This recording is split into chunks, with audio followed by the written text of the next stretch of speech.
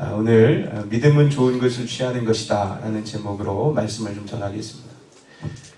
어떤 사람이 이렇게 차를 몰고 가다가 기름이 떨어졌대요. 그런데 아무리 살펴봐도 주변에 주유소가 없더랍니다. 주유소가 없는 동네가 있죠, 그렇죠? 저희 성도도 주유소 찾기가 참 힘들어요. 처음에 왔을 때 굉장히 난감했어요. 그런데 아무리 찾아봐도 주유소가 이제 주변에 없는 거예요. 짜증이 났겠죠. 야, 어떻게 이 동네는 주유소도 하나 없냐? 겨우겨우 이렇게 차가 서지 않을까 조마조마하면서 집에 도착해가지고 세워놨는데 다음날 아침에 나오니까 원래 세워둔데 차가 없더랍니다. 도둑이 든 거예요. 당해가지고 차가 어디 있나 찾기 시작했는데 겨우 30m 떨어진 데에 차가 서 있는 거예요. 도둑이 어떻게 차를 훔치기는 했는데 기름이 없어가지고 조금 가다가 이제 멈춘 거예요. 그냥 세워놓고 도망간 겁니다. 제가 이제 학생들 지도할 때 중3에 있는 이제 김동규라고 하는 이제 많이 컸는데 김동규라는 친구가 기도를 받으러 왔어요. 무릎 근처에 종양이 생겨서 검사 받는다는 거예요. 나이도 어린데 얼마나 불쌍해요. 어떻게 발견했냐 물어보니까 원래 농구를 하다가 인대가 찢어졌대요. 그래가지고 인대 치료차 병원에 갔는데 인대보다 더 큰 게 있다는 거예요. 그래 감사하게 그걸 발견하고 이제 수술하게 됐다는 거예요. 자기가 얼마나 감사한지 맨 처음에 인대 찢어졌을 때는 얼마나 아파요. 화도 나고 그런데 의사 선생님이 종양이 있더라 얘기하니까 내가 만약에 모르고 지나갈 수도 있었는데 하나님이 이것을 발견하게 하시려고 인대도 다치게 하셨구나. 그 생각이 드니까 하나님 앞에 너무 감사하더라는 거예요. 여러분 제가 여러분들이 저보다 인생을 더 많이 사셨기 때문에 여러분들 앞에서 인생이 이렇다 저렇다 말하는 건 좀 우습지만 그래도 우리가 인생을 살면서 깨닫는 것이 사실 100% 좋기만 한 일 별로 없어요. 그렇죠? 그런데 그 반대로 100% 고통스럽기만 한 일도 거의 없어요. 좋은 일 뒤에는 항상 위험이 숨어 있고요. 고통스럽지만 유익이 함께 오는 경우가 많습니다.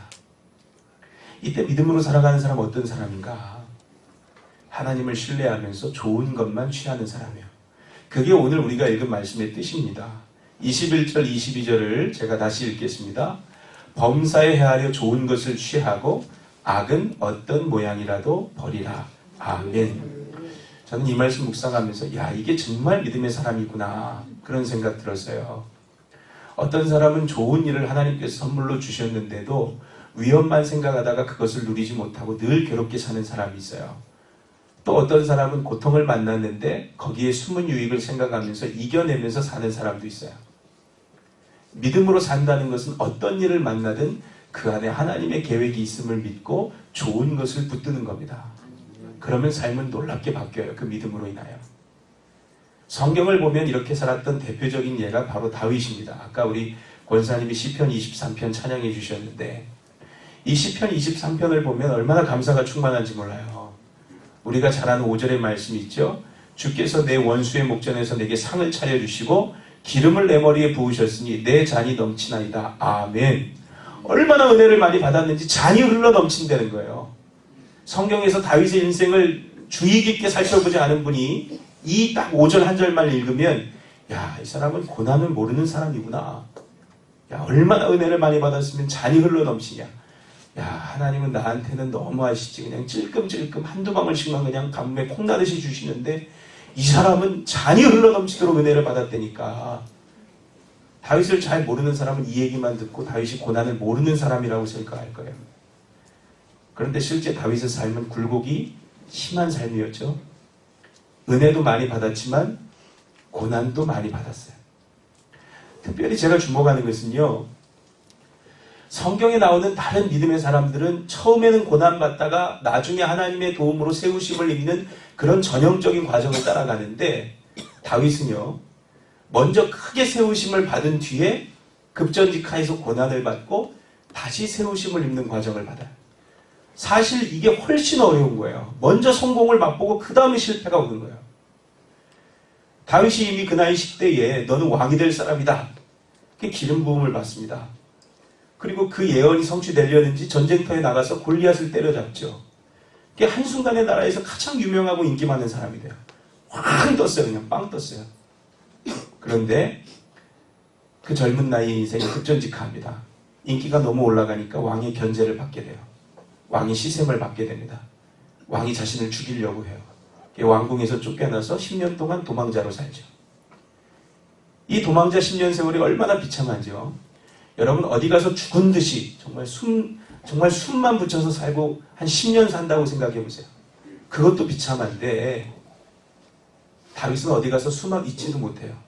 어디 가서 숨어 있으면 왕이 어떻게 알았는지 군대를 이끌고 추격해오는 통에 매일같이 도망할 것을 정해서 매일같이 떠돌아다녀야 되는 그런 유랑세월 10년을 산 거예요.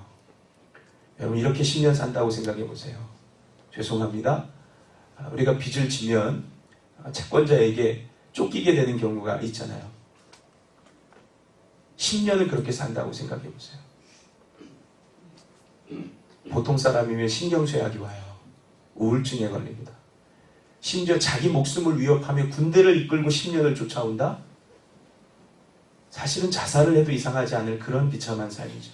그런데 참 놀라운 것은 다윗은 이 10년 세월 동안 그 믿음이 꺾이지 않았다는 거예요. 도리어 그 10년 동안 600명이나 되는 부하들을 모아서 그들을 정예용사로 훈련시키죠. 그래서 자기 왕국을 건설하는 일꾼 삼습니다. 그리고 오늘도 우리가 함께 불렀던 시편 23편을 비롯한 많은 우리에게 감동을 주는 여러 편의 찬송시를 그가 고난 가운데 남기죠. 어떻게 다윗은 그런 10년 고난 가운데도 그렇게 힘있는 삶을 살 수 있었을까? 그 비결이 시편 23편 4절에 있다고 생각해요. 우리가 아까 5절을 읽어드렸는데 4절에 뭐라고 쓰여 있느냐? 내가 사망의 음침한 골짜기로 다닐지라도 해를 두려워하지 않을 것은 주께서 나와 함께 하심이라. 주의 지팡이와 막대기가 나를 안위하시나이다. 다윗이 사망의 음침한 골짜기만 보지 않고 거기서도 함께 하시는 주님을 힘써 바라봤다는 거예요.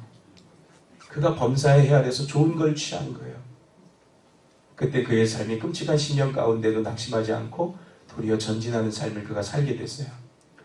사랑하는 성도 여러분, 저나 여러분이나 믿음으로 산다는 것은 범사에 헤아려 좋은 것을 취하는 것입니다. 오늘 우리가 읽은 말씀이 데살로니가전서 5장 21절로 22절인데 사실은 이 앞에 보면 우리에게 아주 유명한 말씀이 있죠. 16절로 18절. 보시지 않아도 돼요. 여러분 다 알고 있어요.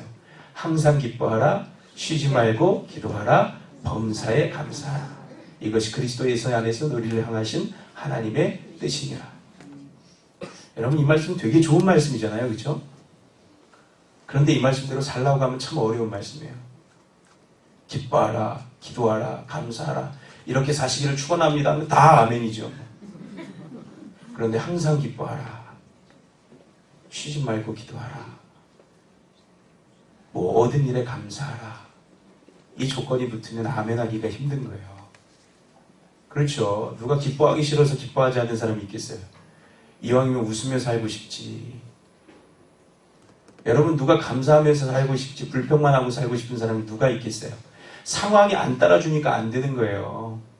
상황이 고통스러우니까 조금 기쁘다가도 짜증이 나는 거고 상황이 안 풀리니까 감사하려고 애를 쓰는데도 낙심이 자꾸 찾아오는 거예요. 그러니까 항상 기뻐하라, 범사에 감사하라. 마음이 무거운 거죠. 그런데 이 말씀에 대한 해답도 사실 오늘 우리가 읽은 21절, 22절 말씀에 있는 겁니다. 여러분 나중에 이제 대가 가셔서 데살로니가전서 5장을 쭉 읽어보시면 16절부터 18절까지의 말씀과 19절부터 21절까지의 말씀이 짝을 이뤄요. 그걸 한번 발견해 보시면 참 좋아요. 19절로 21절에 성령을 소멸하지 말며 예언을 멸시하지 말고 범세하려 좋은 것을 취하라 이렇게 되어 있거든요. 항상 기뻐하는 것이 우리 안에 성령님을 소멸하지 않는 방법이라는 거예요. 그게 짝이에요. 여러분 성령의 9가지 열매 중에 첫 번째는 사랑이고 두 번째가 뭐예요? 희락, 기쁨이거든요. 기쁨. 그러니까 내가 기뻐하며 살아가는 것이 내 안에 계신 성령님이 충만하게 역사하시는 삶이 되는 거예요. 그게 항상 기뻐하는 것이 성령을 소멸하지 않는 비결입니다. 두 번째로 쉬지 않고 기도하는 것이 예언을 멸시하지 않는 비결이에요. 하나님의 말씀을 항상 듣고 그 인도를 받는 것이 그 방법이 무엇인가? 언제나 깨어서 기도하는 거예요. 그러면 범사에 감사하는 비결은 무엇이겠어요? 범사에 헤아려 좋은 것을 취하는 거예요. 범사에 헤아려 좋은 것을 취하는 거예요. 그러면 감사하지 못할 일이 없다는 거예요. 오늘 이 자리에 앉은 여러분 중에 근심이 있는 분이 있겠죠. 그렇죠? 삶의 고난이 찾아온 분이 있을 겁니다. 그 정도가 심해서 하나님을 향한 원망의 마음이 드는 분들 계실 거예요. 저도 그럴 때가 참 많았습니다. 고난을 막 당할 때 어떤 날은 하나님 앞에 막 제 잘못을 회개해요. 주님 죄송합니다. 제가 교만했군요. 주님 제가 이런 죄가 있었군요. 근데 또 다음 날은 너무 억울한 거예요. 내가 보니까 나만 이렇게 사는 게 아니거든. 나보다 더 형편없이 사는 사람이 있는데 그 사람 잘 살고 있어. 그런 깨달음이 올 때 화가 나요. 막 하나님 앞에 이제 죄송합니다. 제 인간적인 기준으로 저보다 조금 못한 삶을 산다고 제가 그러니까 얼마나 교만해요. 그런 평가를 하는 목사님의 이름을 막 들이대는 거예요. 하나님! 아무개 목사님 그렇게 개판으로 사는데도 다 도와주시고 교회는 부흥하고 난 뭘 그렇게 잘못했다고 이렇게 다루시냐고. 제가 그러다 어느 날은 어떤 기도까지 했냐면 주님 제가 무슨 특별 관리 대상입니까?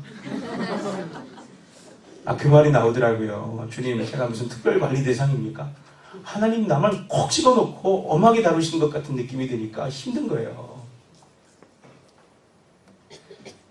여러분 중에도 이런 생각하시는 분 계시지 않아요? 왜 하나님 나에게만 이렇게 예민하실까? 다른 사람은 대충 넘어가 주시는 것 같은데 왜 나한테만 이렇게 예민하실까? 나를 마치 특별 관리하시는 것처럼 왜 이렇게 힘들게 하실까? 그러나 여러분 믿음으로 보면 생각이 바뀌어져요. 여러분 하나님께 특별 관리 받는다면 얼마나 감사한 일이에요. 하나님은 한가하신 분이 아니잖아요. 온 우주를 경영하는 분이시고 이 지구상에 있는 60억의 인구가 다 그분 마음 가운데 있는데 그분이 내가 뭐라고 나 같은 사람을 기억하셔서 특별한 관심을 두시면 감사한 일이죠. 여러분 요나를 잘 아실 겁니다. 요나서 1장을 보면 요나가 니느웨로 가라고 하는 하나님의 명령을 어기고 이제 다시스로 가죠. 그러다가 풍랑 만나요. 풍랑 만나서 배가 깨질 위기가 되니까 이제 선원들이 바다의 풍랑을 잠재우기 위해서 요나를 바다에 던져버립니다. 그때 뭐가 나타나죠? 큰 물고기가 나타나서 요나를 삼켜버려요. 물고기 뱃속에서 요나가 사흘 동안 고통당하죠. 하나님 앞에 철저하게 회개합니다. 여러분 이게 얼마나 놀라운 역사인지요. 여러분 요나는 풍랑을 보고도 회개할 줄 몰랐던 사람이에요. 그런데 물고기 뱃속에 삼켜지니까 그냥 얼마나 고통스러운지 바로 회개가 튀어나오는 거예요. 그렇죠. 여러분 생각해 보세요. 옴짝달싹 할 수 없었을 거예요. 물고기가 크다 그래서 위장도 운동장만 한 게 아니란 말이에요. 그 작은 위장 안에 갇혀가지고 몸을 움직이기도 어려운데 막 소화액이 뿜어져 나오고 가스가 막 역겨운 냄새를 진동을 하고 또 물고기가 입을 벌릴 때마다 물이 들어왔다 나갔다 들어왔다 나갔다 하면서 쉴 새 없이 물고문을 그가 당하는 거예요. 그러니까 요나가 뭐라고 고백하냐면 내가 스올의 뱃속에서 부르짖었더니 주께서 내 음성 들으셨다 그랬어요. 스올의 뱃속. 그러니까 자기가 꼭 지옥 안에 있는 것 같은 그런 기분이라는 거예요. 여러분 때로 하나님이 우리를 다루실 때 이 물고기 뱃속에 넣는 것까지 다루실 때가 있어요. 옴짝달싹 못하게 이 방법을 해도 안 되고 저 방법을 해도 안 되고 운신의 폭을 다 잘라버리시는 때가 있습니다. 그 안에서 꼼짝달싹 못하고 마치 썩은 물을 먹는 것처럼 죄송합니다. 인간적으로 온갖 더러운 꼴을 다 당하게 하시는 그런 때도 있어요. 그러나 한 가지 중요한 사실을 우리가 잊지 말아야 돼요. 만약 물고기가 요나를 삼키지 않았으면 어떻게 됐을까? 풍랑이 있는 바다로 선원들이 요나를 던졌는데 물고기가 그를 삼키지 않았다면 어떻게 됐을까? 요나는 바로 그 자리에서 죽는 거예요. 물고기 뱃속에 갇혀서 괴롭지만 물고기가 삼켜줬기 때문에 요나가 회개할 기회도 얻고 생명도 연장받는 거예요. 제가 아까 하나님이 유독 나만 엄하게 다루시는 느낌을 받을 때가 있었다 그랬어요. 그러나 여러분 반대로 생각해 보세요. 내가 분명히 잘못하고 있어요. 어긋난 길 가고 있어요. 근데 하나님 나를 그냥 두셔요. 그냥 나는 잘못 가는 줄도 몰랐어. 그런데 마지막에 하나님 앞에 섰더니 하나님이 밀린 영수증 내미시는 것처럼 나의 잘못을 그 자리에서 다 낱낱이 회개할 기회도 없이 그렇게 밝히신다면 하나님이 나를 다루지 않으셨다고, 내가 고통 안 받았다고 그게 축복입니까? 사실 그게 더 끔찍한 거예요. 히브리서 기자가 뭐라고 얘기해요? 히브리서 12장 5절부터 보면 또 아들들에게 권하는 것 같이 너희에게 권면하신 말씀도 잊었도다. 일러스되 내 아들아 주의 징계하심을 경히 여기지 말며 그에게 꾸지람을 받을 때 낙심하지 말라. 주께서 그 사랑하시는 자를 징계하시고 그가 받아들이시는 아들마다 채찍질 하심이라 하였으니 너희가 참음은 징계를 받기 위함이라. 하나님이 아들과 같이 너희를 대우하시나니 어찌 아버지가 징계하지 않는 아들이 있으리요. 징계는 다 받는 것이거늘 너희에게 없으면 사생자요 친아들이 아니니라. 아멘. 하나님이 나를 괴롭게 하시는 것이 도리어 하나님의 관심의 표현일 수 있다는 거예요. 그게 있어야 아들이라는 거예요. 그게 있어야 하나님이 나를 버리지 않으셨다는 거예요. 오히려 그 반대로 분명히 잘못 가고 있는데 하나님 나를 그냥 두신다면 그건 하나님의 사랑의 표현이 아니라 하나님과 나의 관계에 문제가 생겼다는 분명한 증거. 그러니까 물고기는 나를 괴롭게 하는 것이 아니라 나를 살리는 거예요. 물고기 덕분에 그 하나님의 특별 관리 때문에 내가 회개할 기회도 없고 하나님 뜻대로 살 수 있는 기회도 없는 거죠. 저희 가정을 위해서 오랜 기간 기도를 해주신 선교사님이 있어요. 이제 기도의 은사가 있는 분이신데 오랜만에 이제 한국에 오셔가지고 이제 저희 부부와 같이 만났는데 그 멀리서도 이제 저희 부부를 위해서 매일같이 기도해 주시는데 괴로웠다는 거예요. 김 목사가 왜 저렇게 고통을 당할까? 하루는 기도하는데 환상이 보이는데 이렇게 하나님이 이렇게 제 목덜미를 이렇게 잡고 물에 이렇게 푹 잠그시는 거예요. 그러면서 이분이 얘기하시는데 그 환상을 보는데 마음이 흥분되기 시작했다는 거예요. 아, 하나님이 붙잡고 계시는구나. 하나님이 특별하게 다루길 원하시는구나. 그분도 특별 관리를 얘기하시더라고요. 이 말씀을 들으면서 저도 제 마음 가운데 큰 위로 받았어요. 그렇죠. 제가 하나님 앞에 문제가 있으면 제 스스로 하나님의 생수에 들어가서, 보혈 생수에 들어가서 정결하게 제 몸을 씻어야 되는데 제가 잘 깨닫지 못하니까 하나님이 여러 가지 어려움을 통해서 제 목덜미를 잡으시고 정결하게 하는 생수에 들어가게 하시는 거죠. 씻으라고, 용서 받으라고, 회개하라고. 그러니 마음이 평안해지더라고요. 여러분, 범사에 좋은 것을 헤아려 취하면 하나하나가 다 하나님 아버지의 각별한 사랑이에요. 하나하나가 다 하나님의 은혜입니다. 도리어 온 우주의 왕이신 하나님이 어떻게 나에게 이렇게 나 같은 자를 기억하시고 이렇게 특별한 코스를 설계하시나. 여러분, 이게 믿음으로 사는 것입니다. 내가 누구를 두려워하리요? 라는 책을 쓰신 임현수 목사님 계시죠. 캐나다에 이제 계시다가 북한에 억류돼서 2년 반 노동교화형 고초를 겪고 2017년 8월에 석방되신 목사님이신데 그분이 2017년 8월에 석방돼서 한국에서 첫 설교를 하신 그 영상을 제가 봤습니다. 아마 9월, 10월쯤이었던 걸로 기억하는데요. 제가 그 영상 보고 두 가지에 크게 놀랐어요. 하나는 풀려난 지 얼마 안 됐다는데 너무 멀쩡해가지고 제가 놀랐어요. 2010년에 비슷한 일로 억류됐던 로버트 박이라고 하는 사람이 있었는데 그분 거기서 온갖 학대 다 받았다 그러죠. 결국에는 정상적인 삶으로 못 들어왔어요. 정신적으로 육체적으로 완전히 무너져가지고. 그런데 똑같은 과정을 2년 반 겪었는데 이 목사님 너무 쌩쌩한 거예요. 물론 머리도 하얗고 뭐 야위기도 하셨는데 목소리가 힘이 있고요. 눈이 살아있더라고요. 안광이 막 튄다 그러잖아요. 눈이 살아있어요. 눈이. 어떻게 저분은 2년 반 고생하고도 저렇게 멀쩡할까? 또 하나 놀란 거는 이분이 설교 중에 끊임없이 하는 말이 감사한다는 거예요. 하나님께 감사한다. 진심으로 감사합니다. 너무나 감사합니다. 나를 학대한 북한 군인들 나는 다 용서했습니다. 아무리 설교 중에라도 계속해서 감사합니다. 감사합니다. 그러는데 그게 놀랍더라고요. 제가 이번에 설교를 있는 그대로 조금만 옮길게요. 저는 이번에 고난이 축복이라는 것을 다시 배웠습니다. 이런 고난이 없었더라면 어떻게 되었을지 생각하면 끔찍합니다. 저는 2년 6개월 9일 동안 나름대로 고통스러운 삶을 살긴 했지만 이것이 지나고 보니까 말로 할 수 없는 주님의 축복이고 은총이고 유익함이었음을 하나님 앞에서 여러분 앞에서 고백합니다. 그러다 보니 북한 사람들이 얼마나 감사한지 모릅니다. 저를 괴롭히고 위협했던 사람들 포함해서 모든 사람들을 예수 그리스도의 이름으로 완전하게 용서하게 만드셨고 그들을 사랑하게 만드셨고 그들은 나를 연단하기 위해 사용하신 하나님의 도구였을 뿐임을 제가 확실하게 고백합니다. 제가 지난 2년 6개월 9일 동안 받았던 고난이 제가 캐나다에 가서 목회한 30년 시간보다 더 값진 시간이었고 더 많은 것을 배웠습니다. 여러분 사실 이 목사님은 정말 억울한 분이에요. 북한이 이 목사님에게 그렇게 하면 안 되는 거예요.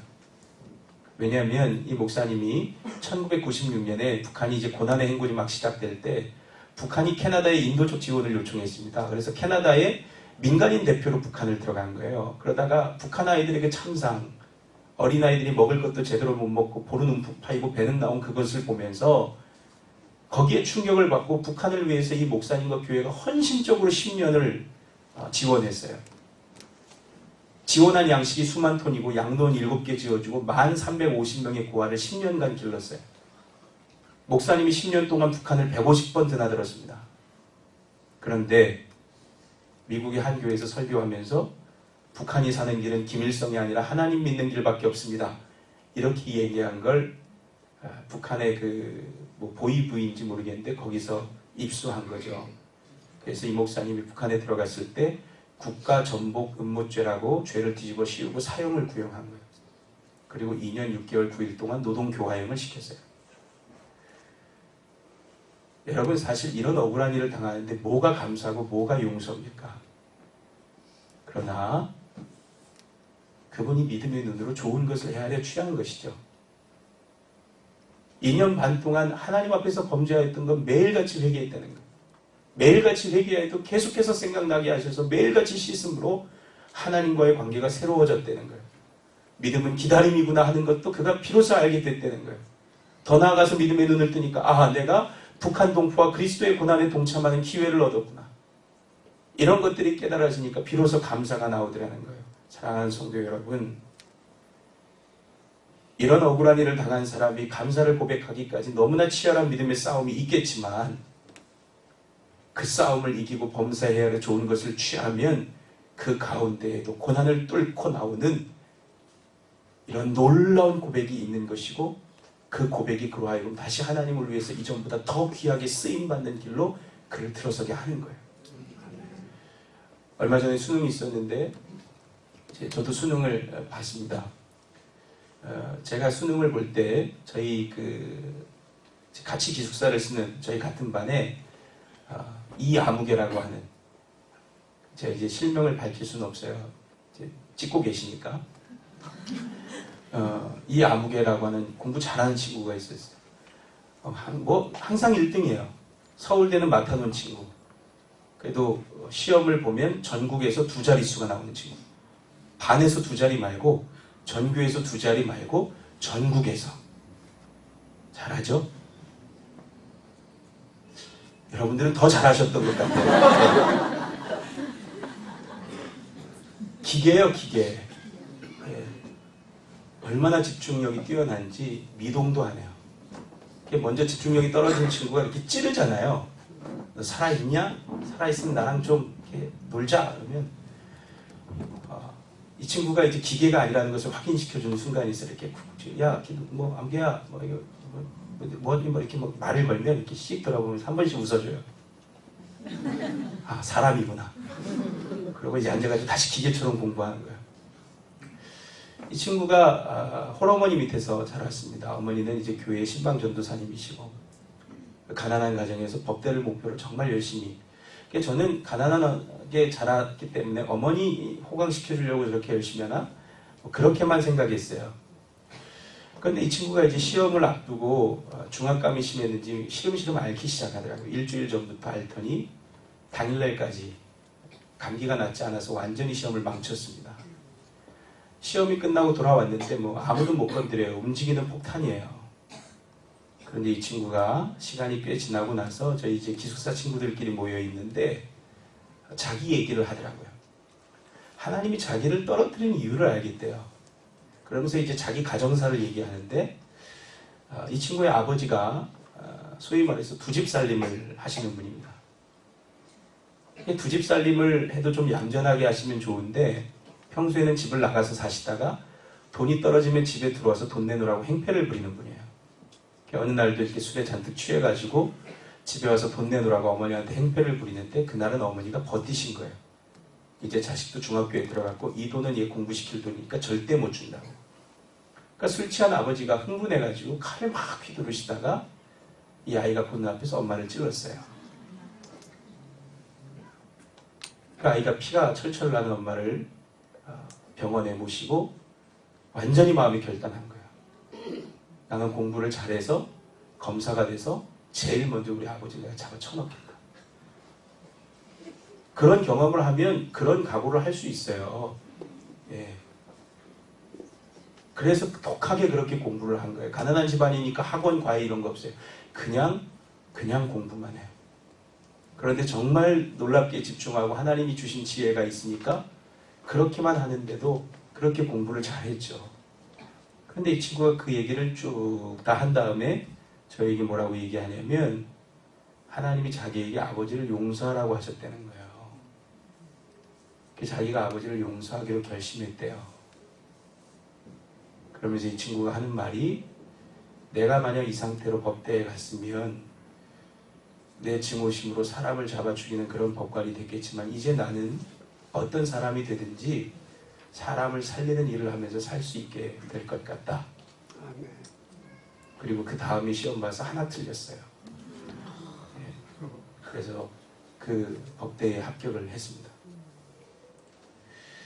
고작 19살의 어린 학생인데 그 억울하고 분한 상황 가운데서도 믿음의 눈을 뜨고 하나님이 주신 선한 것을 헤아려 취할 때 하나님이 그에게 예비하셨던 문을 그제야 열어주신 거예요. 오늘 말씀을 준비하면서 생각해 봤습니다. 하나님께서 고난 가운데 나에게 주셨던 좋은 것은 무엇이었을까? 저도 이제 올해 1년 짧지만 하나님이 주신 잠깐의 연단을 받았습니다. 약간 고통스럽기도 했고 힘들기도 했지만 하나님이 주신 은총이 많다는 것을 알게 됐어요. 하나님이 저를 겸비하게 만드시고 제 지난 시간의 죄악들을 돌아보게 만드셨던 은혜가 있었습니다. 특별히 사람 의지했던 것. 그렇게 사람 의지하지 않고 산다고 얘기했지만 어느 순간에 사람 의지하였던 것, 하나님보다 사람에게 인정받는 것을 더 좋아하는 모습이 있었구나. 전 처음 알게 됐어요. 제가 제일 힘들어하는 것이 억울하게 욕먹는 거라는 것을 처음 알게 됐어요. 분명히 성경은 애매하게 고난을 받아도 주를 위하여 참으면 아름다운 것이라고 했는데 내가 사람의 인정을 구하고 있었구나.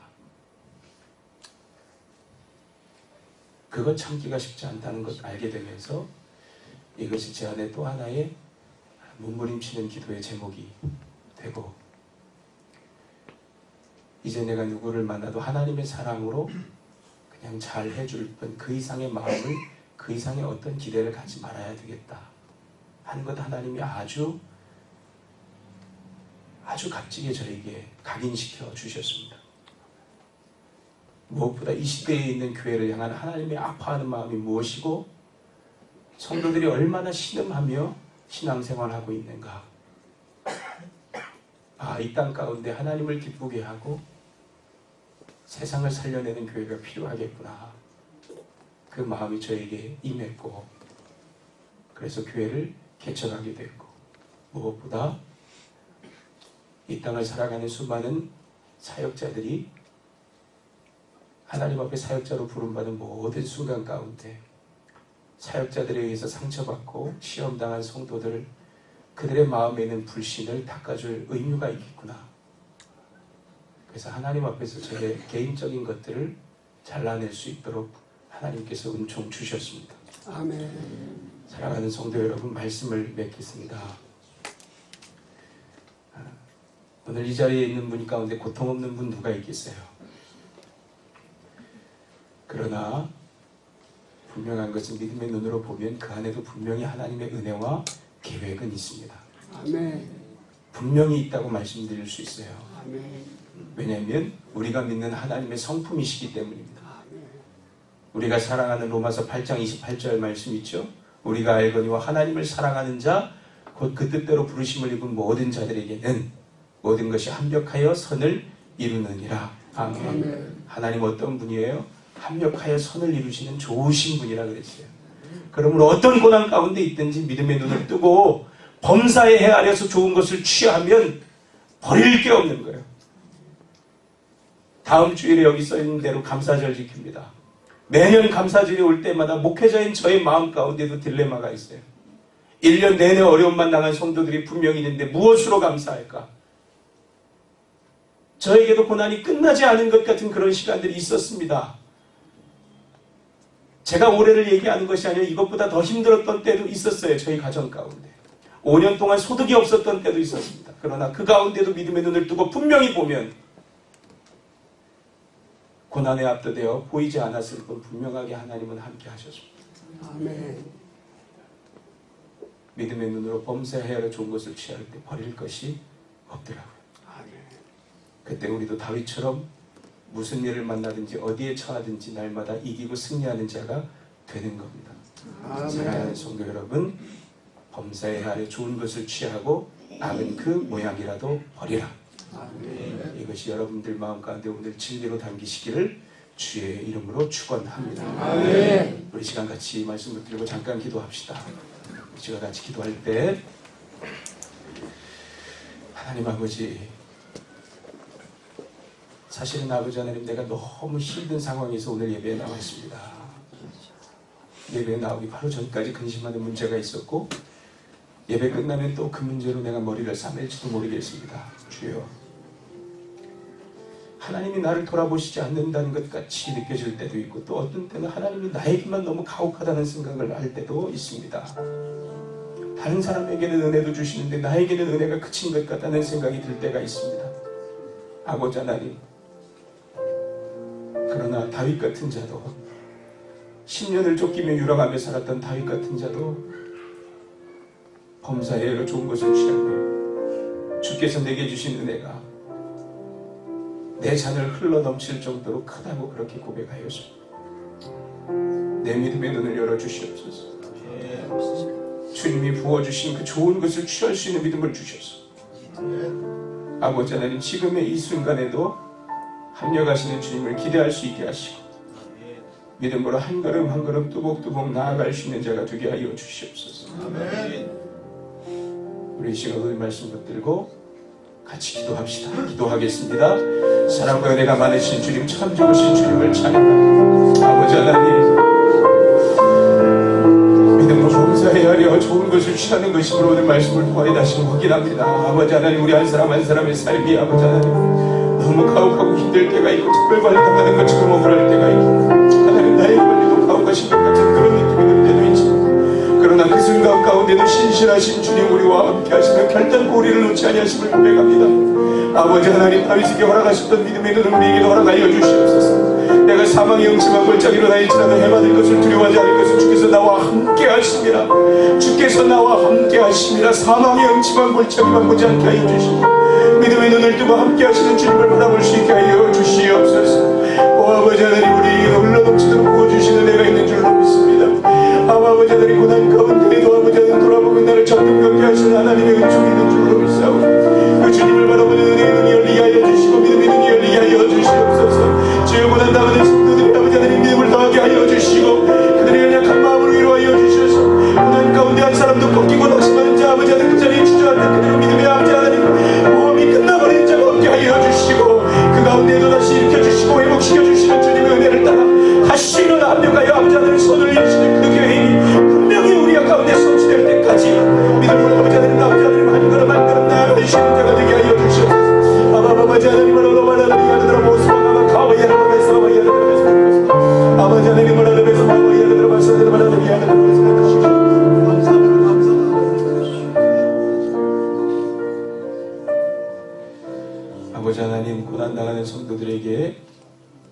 이 시간 갑절의 믿음을 주시기를 원합니다. 우리의 눈으로 보면 사망의 음침한 골짜기밖에 보이지 않지만 믿음의 눈을 뜨고 범사에 아래 좋은 것을 취하며 분명히 함께 하시는 주님을 보게 될 줄로 믿습니다.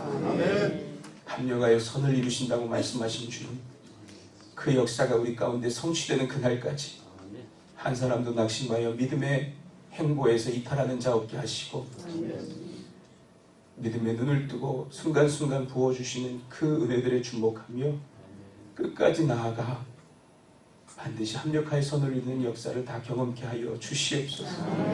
범사에 좋은 것을 헤아려 취하고 악은 그 모양이라도 버리는 그 믿음이 이 자리에 모인 모든 성도들의 것이 되게 하여 주시옵소서. 그리스도 예수의 귀하신 이름으로 기도합니다. 아멘.